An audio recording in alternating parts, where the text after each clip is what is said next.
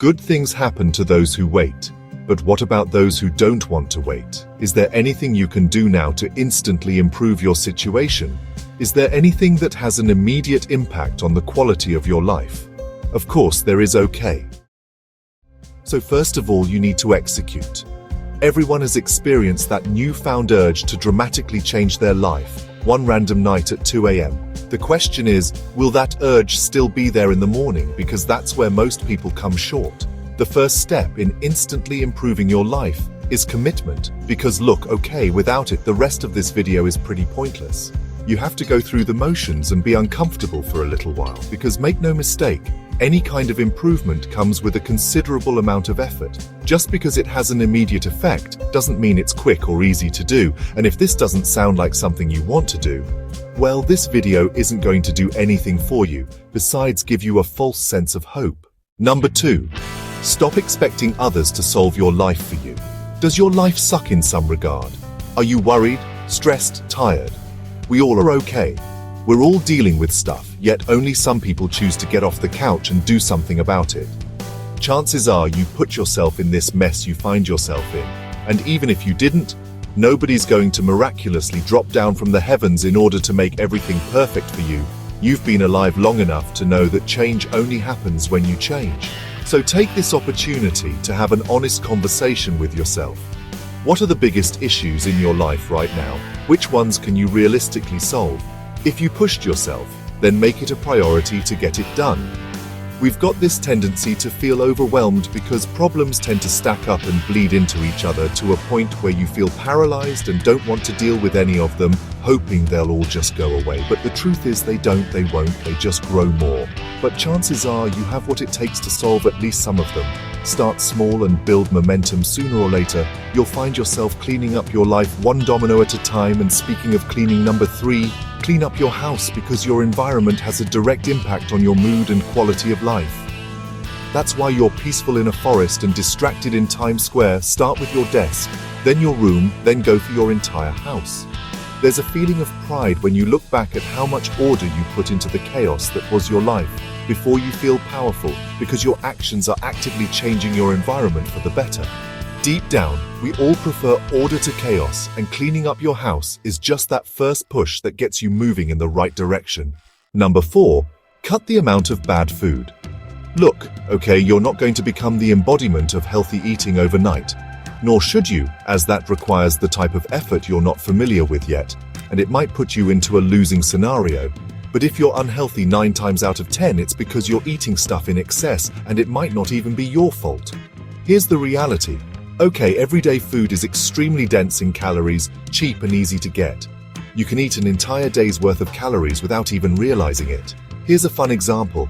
An espresso from Starbucks has 5 calories, but a tall frappuccino from Starbucks has 375 calories. That's a whole breakfast right there in a cup of coffee. Do you realize how insane that is? It's no wonder there's an obesity epidemic going on. This is going to be a shock to your entire system.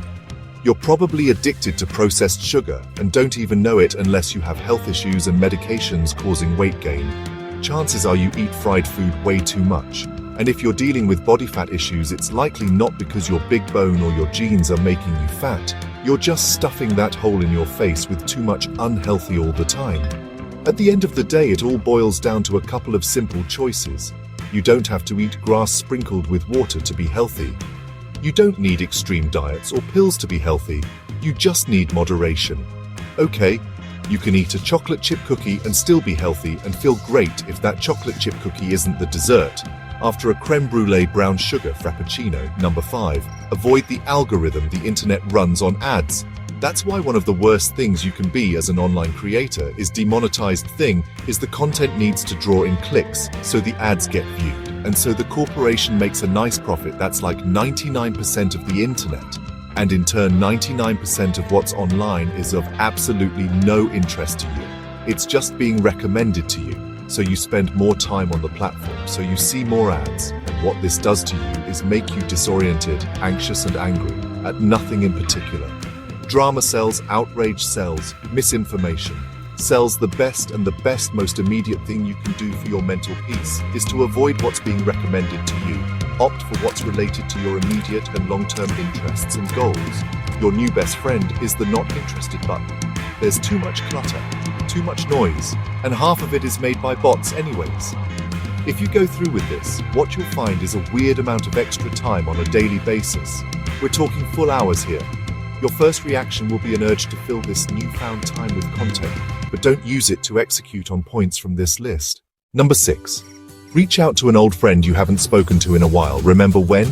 And you used to think you were going to change the world together. But then the world ended up changing. Your relationships fade away if you don't maintain them. Not over bad blood or anything like that. They just fade. We drift apart due to being more and more absorbed into the trivialities and struggles of our everyday lives. One message or phone call can rekindle a dying relationship. So do it right now and see what they've been up to. No need to be fancy about it. Just let them know you were thinking about them. It signals to them that you still value this relationship. If you're feeling like it, you might even take them out for drinks or for food. You wouldn't believe just how amazing it feels when you reconnect with someone you've always vibed with. Number 7, make a genuine effort to be optimistic.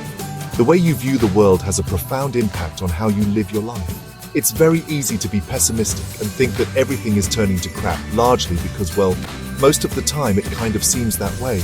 But that doesn't make you any better. It actually makes you way worse. The desire to be better, to improve, to live a better life comes from the belief that these things are actually possible and attainable.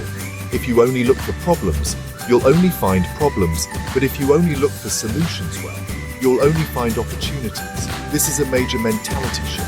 Optimistic people are happier because they're looking forward, and speaking of looking forward. Number 8, make a plan for tomorrow, and then for the day after, and the week after, and so on.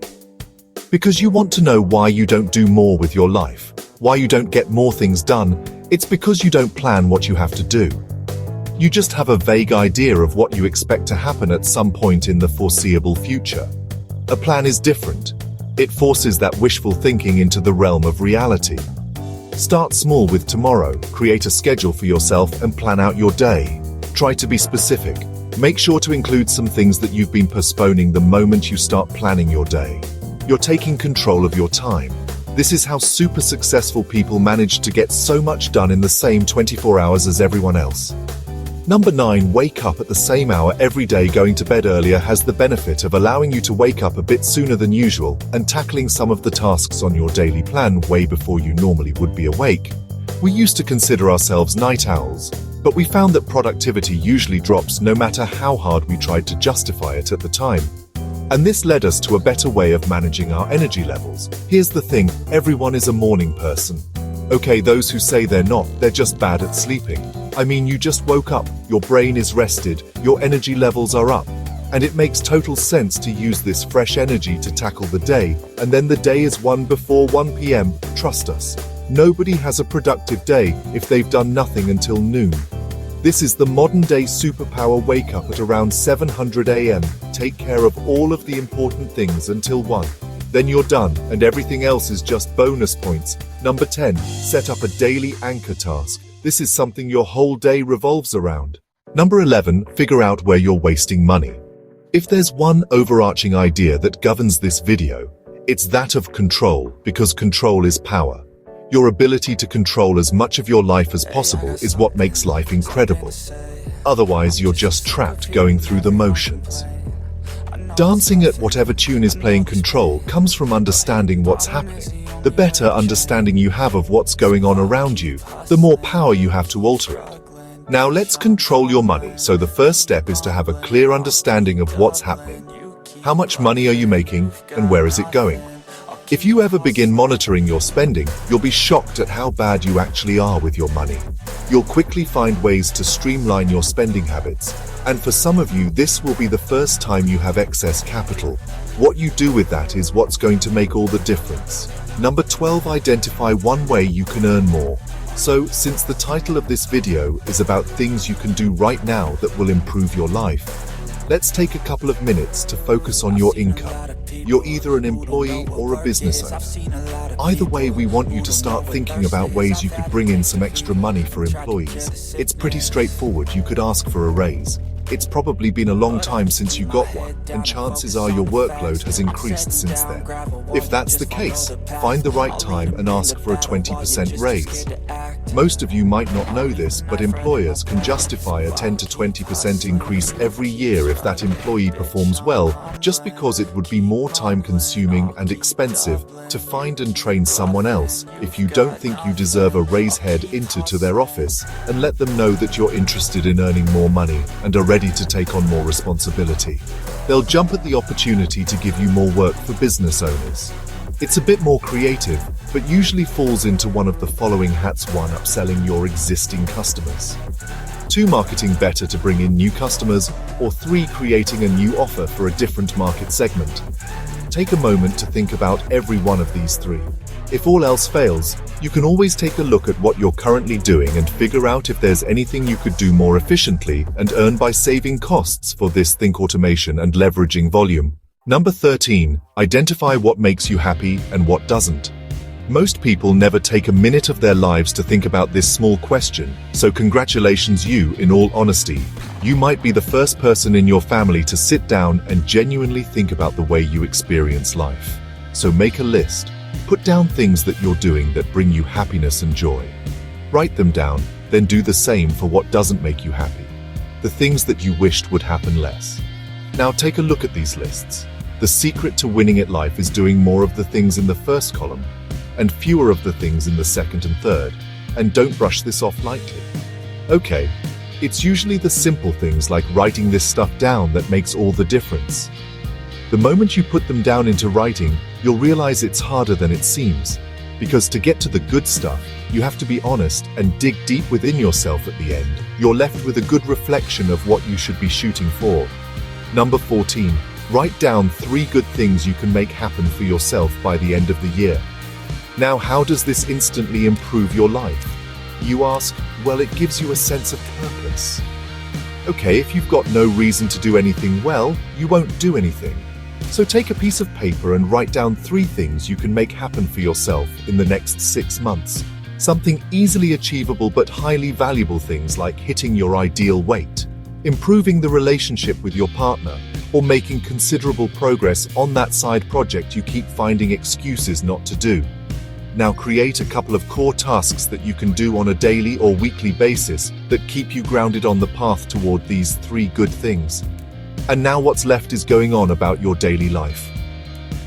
Taking all of these things into consideration and sticking to them. You see, here's the big secret of this video. There's nothing you can do tomorrow or next week or next year that will improve your life. They all happen today. Okay, everything you do today impacts what you'll do tomorrow as well. And this is because of the final point in this video, number 15. How you live your day is how you live your life. Life doesn't happen after you get rich, or after you get married, or after you get absolutely shredded, or after you get promoted, or after you quit your job. Life happens every day. The things you do every day define your life. If you make today great, then today you had a great life. It really is that simple. So go out there and live a great life, Alexa. And of course, we've got a bonus for those watching until the end. Number 16, do one thing you wanted to do as a kid. Now, chances are, if you're watching this video, you're no longer a kid, but those childhood desires are still roaming somewhere within you. So dig around and think back to the days when you were just a kid and what your desires were back then. You now have the ability to satisfy at least one of those desires. So go ahead and or at least remember you wanted what you want. Those are powerful